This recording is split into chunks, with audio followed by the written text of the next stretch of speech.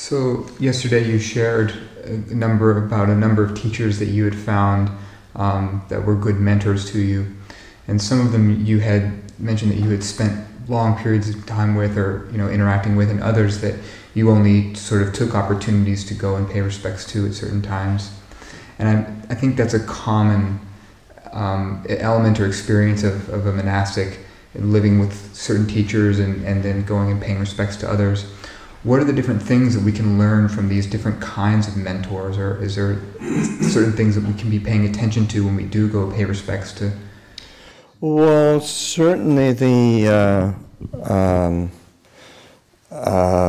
you pay respects to them in a usually at their monastery, so then you get a feel for the training that they've been giving to their community, and that that's another aspect of learning and seeing how, say, like Luang Por Pasanno, they've set up his monastery. From the time he set it up as they would only have. There's no kitchen at his monastery, so it's completely one of the two. They rely on the Dutanga Wata of Pindabat food. That being said, there's usually quite a line out the front of the monastery when you come back, offering lots of food. But it's still a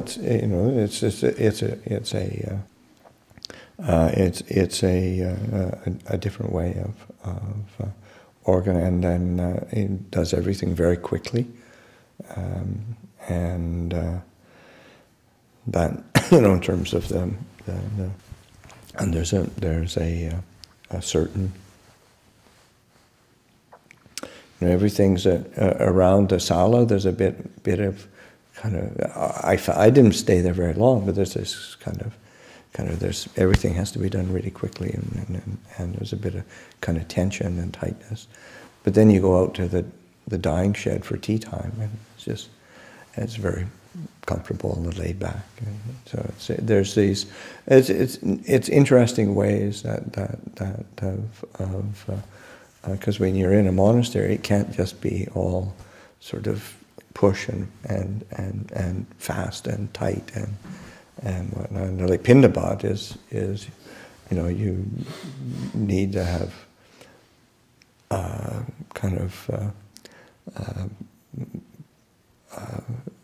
going into training before you can keep up with them.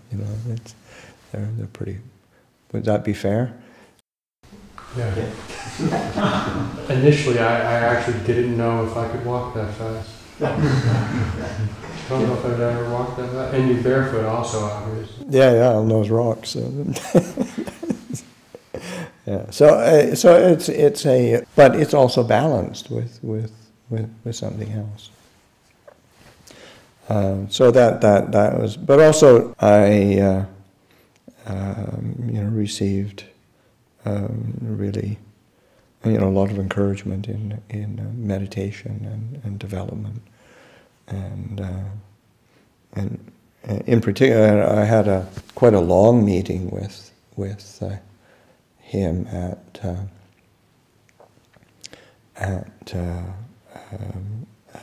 Ajahn Utai's.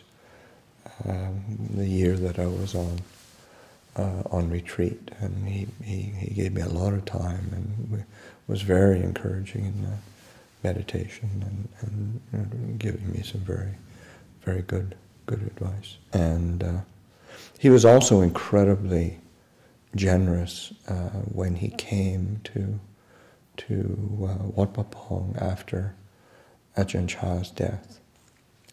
Actually, I was right after Luang Por Chah passed away. Then myself and Luang Por Biek were tasked to go down and inform the Sangharaja, several of the Somdets and senior monks of Luang Por Chah's passing as how do you say, emissaries from Wat Pah Pong, like a formal letting them know that Luang Por Chah had passed away.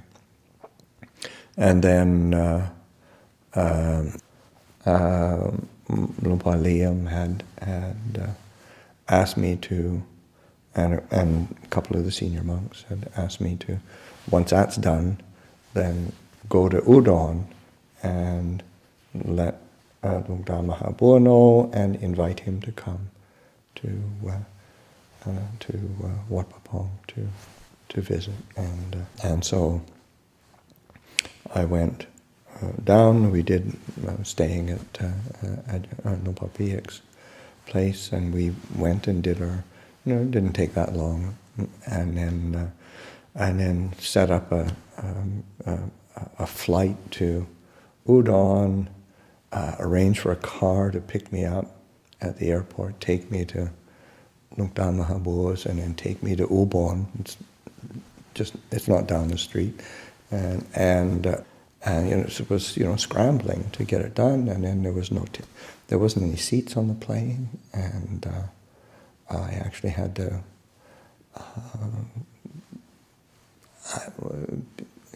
pull rank and kind of. I contacted it was the deputy prime minister at the time, and explained the situation, and they must have bumped somebody off the flight and got me on the flight, and then because those days there weren't so many flights up to anywhere really, and then so it's also it's really scrambling to get this done, and then 10 o'clock that evening. Luang Por Liam phones Luang Por Biek's and he said, no need to go to Luang Dar Maha Boowa's, come straight back into Ubon. And I said, but Luang Por, I put a lot of people out to do this, and he said, no, just come straight back. And okay. So anyway, I had to rearrange things and get back to Ubon. And then about 2 days later, then Luang Dar Maha Boowa showed up on his own. Sort of like, I don't. In those, any communication was definitely not like it is now, where you pick up your cell phone and call the secretary or call this person, do that. That wasn't around. But somehow they were in the ether. And Luang Dar Maha Boowa came and gave a really lovely talk to the lay community, spent a lot of time with the monastics, and then stayed because we put him in Luang Por Chah's kuti and stayed up there, and he had quite long discussions with a group of us that had further questions. He was just very giving and warm, really concerned that we're, as a community, we're okay, we're solid. So it was really quite touching.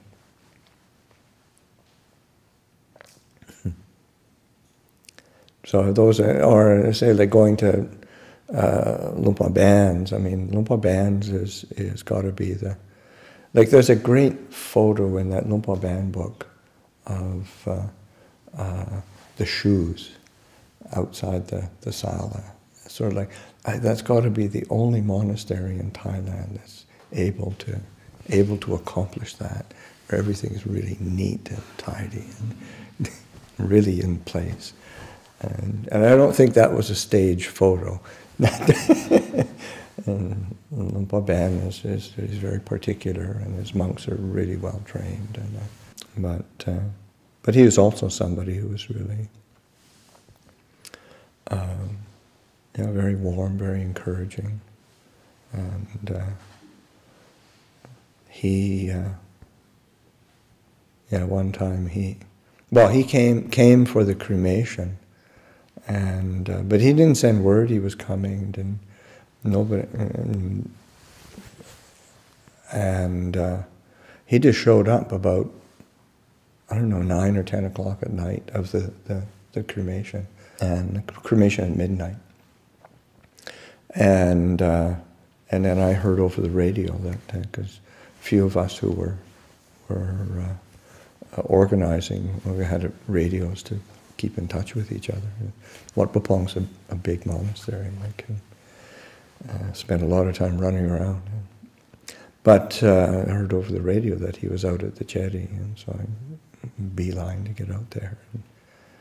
And I was kind of moaning a bit, saying, really tired from all the organizing and dealing with the details of the cremation and ceremonies and whatnot, and really tired, and I think maybe after this is all over and it dies down a bit, maybe I'm asked to go up and spend a bit of time with you up at Doi Dhamma Jetty.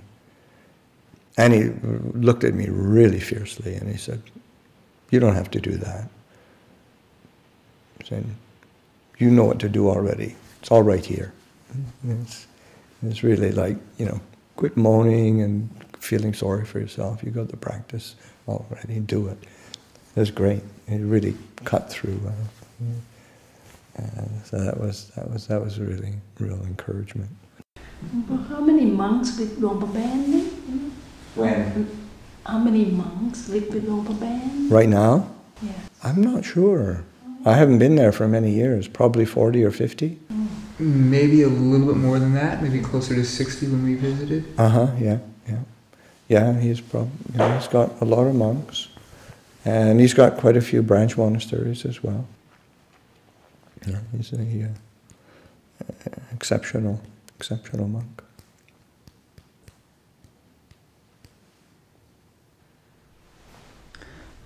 Maybe to shift gears just a little bit. So how about I think when you're in robes long enough, you start to meet senior monks who may not meet our expectations around conduct and practice and so forth. And you mentioned a little bit before about how to reflect upon that. I was just wondering if you could explore more what we can learn or how we can learn from people like. Well, one of the things of an aspect of our training that is really quite beautiful is learning how to look after senior monks, how to look after teachers, how to do the attending on them, upatakta, so you feel comfortable around them. So whether they're well behaved or not well behaved, you can always do the right thing or do something, quite helpful or beautiful. Say so, like with how Ajahn Chah had us go and look after his preceptor, who was really not an inspiring person, but he was an old monk, an old man, and it was you have these views and opinions when you see the monastery or see he doesn't he's not very neat and tidy and all that he's usually grumpy but then just by drawing close to him, helping out, you realize, here's somebody who's still, they've devoted their life to a life of simplicity and service, and they might not meet our ideal of what we think a monk or a teacher should be, but they're really, they're actually exceptional human beings, and that's pretty rare in the world. So to be able to draw close and to be feel comfortable being around, and that's how you can get to learn people more. You're just being at ease, being of service, and being close. Because it's easy to just go in with a checklist of what you think is a good monk, and then there's some who, you meet some monks who are actually really, everything's really spot on, rip roaring. Then you spend time with them and you say, wow, that monk is really deluded and irritating. Or somebody who's kind of sloppy. He looks kind of sloppy. He doesn't look that impressive. And then as you draw close to them and spend time, then you start engaging, because that's how you engage in a conversation, is through being proximity. And then they'll start sharing some of their perspectives and experience, and you say, oh wow, that was really fruitful. Like oftentimes on Tudong, and you'll go into say like some Baen monasteries and stay. Just sometimes you do, sometimes you don't, but it's sort of convenient. You'll meet some pretty not so good monks, but then as often as not, you'll often meet a monk who is he'll start reminiscing about I remember when I went on Tudong, and he's an old guy, and he says, oh yeah, as a younger monk he practiced and trained, and as he got older and more settled, that's where he ended up, what he ended up doing. But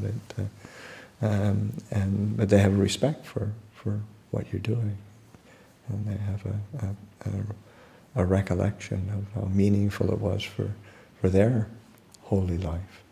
So you can't look at people and immediately know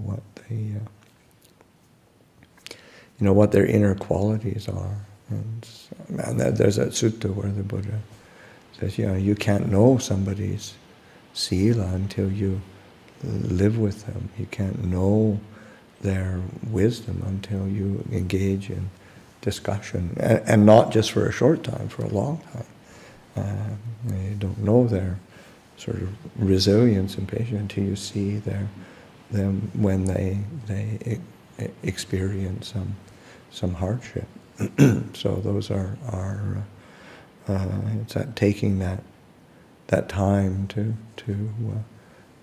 get to know somebody, and it's like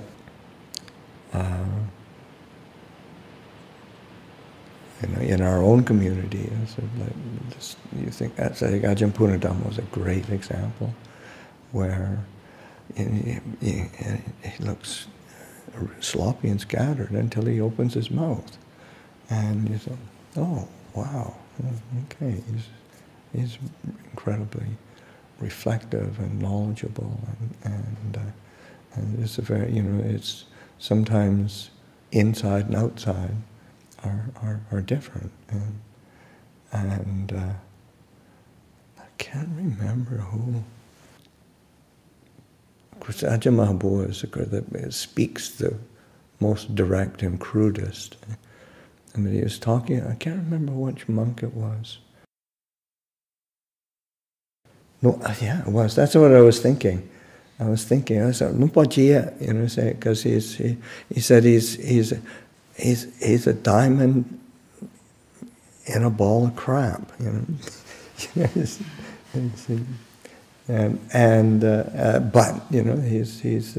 there he is. He's a rough character, but there's something that he's really realized, and these inner qualities.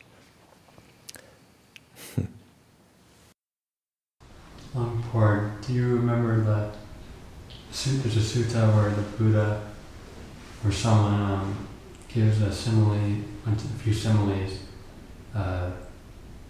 about paying attention to people's qualities, like coarse, their speech is coarse, but I guess their bodily conduct is refined or something like that, and it compares it to like a puddle and. Oh yeah, there's a puddle and a cloth and things like or being able to take the water out of it. So that just even if there's just a little bit of water and you can go down on your hands and knees and sip it out. So it's still, externally it looks really bad, but okay, you're thirsty, and so I have a vague recollection of that sutta. So important. Yeah. Just kind of like just thinking about sometimes like having kind of like a do or die attitude towards like just doing whatever, whether it be here or anywhere else. Yeah. Do you have any reflections on that kind of like? I think it's better to start off with a do or die attitude and ease up later than to start making excuses for yourself right from the get-go. But just take it easy, and so that's an aspect. But it tends to be.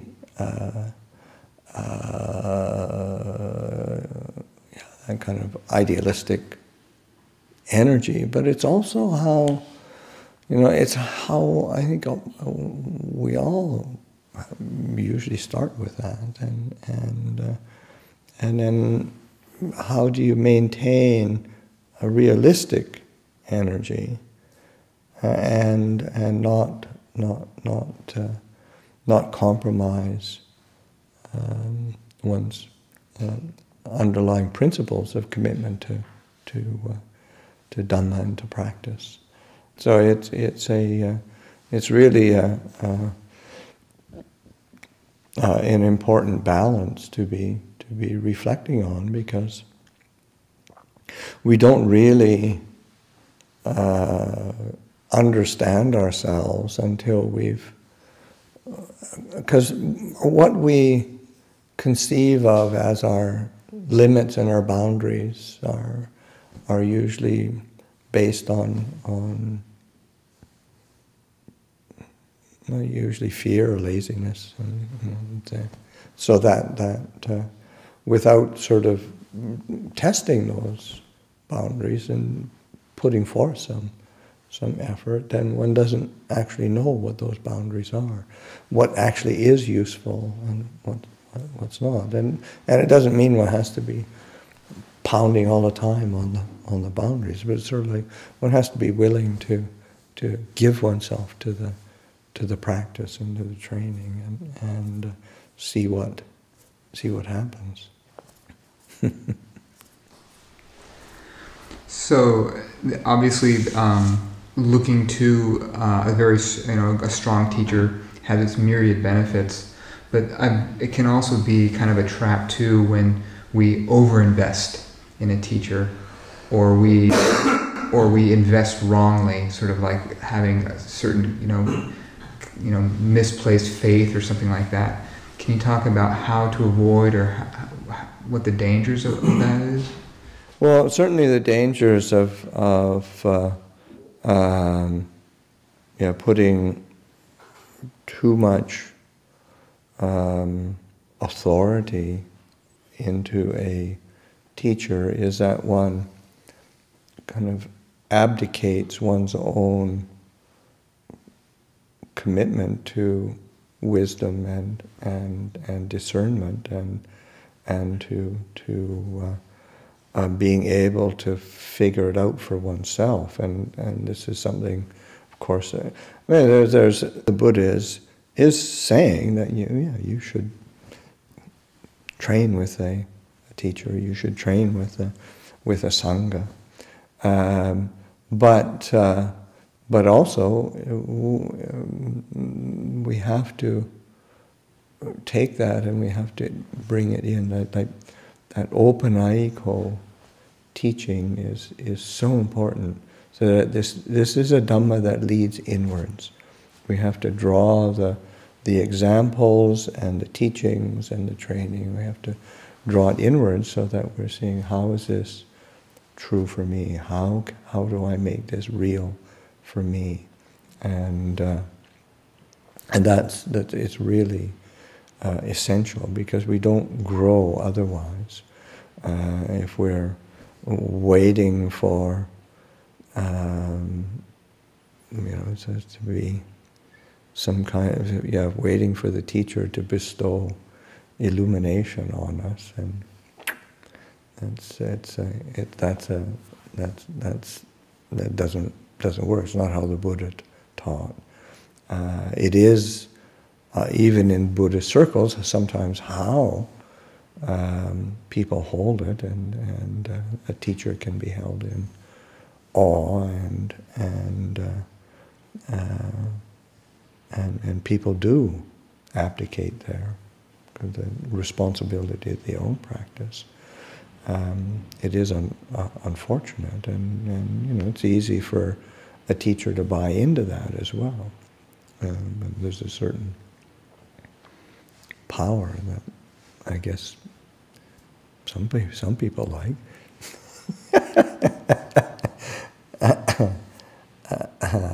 But the importance of recognizing that the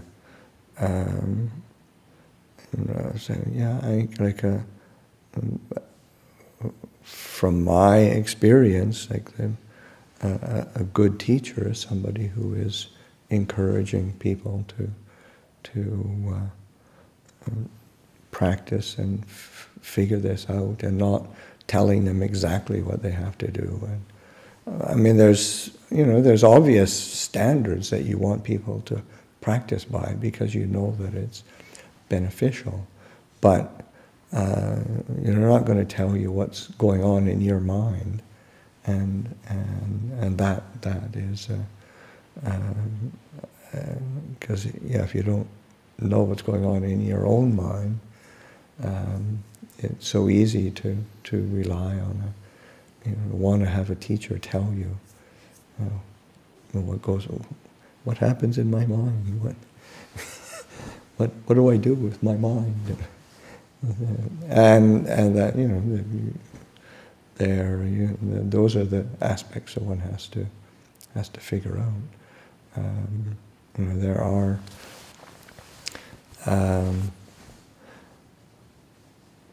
so again, it's sort of that we do have a certain almost schizophrenic relationship to authority, where we resist authority, but then we want somebody to tell us what's right, what's wrong, how to do this, how to not do that. And so it's a and that takes time to understand. Well, what is it that motive? What is that in the human mind that keeps doing that? What is it that both resists and then acquiesces? And what is the? Because those are extremes, and sort of and you realize that middle way of the Buddhas is so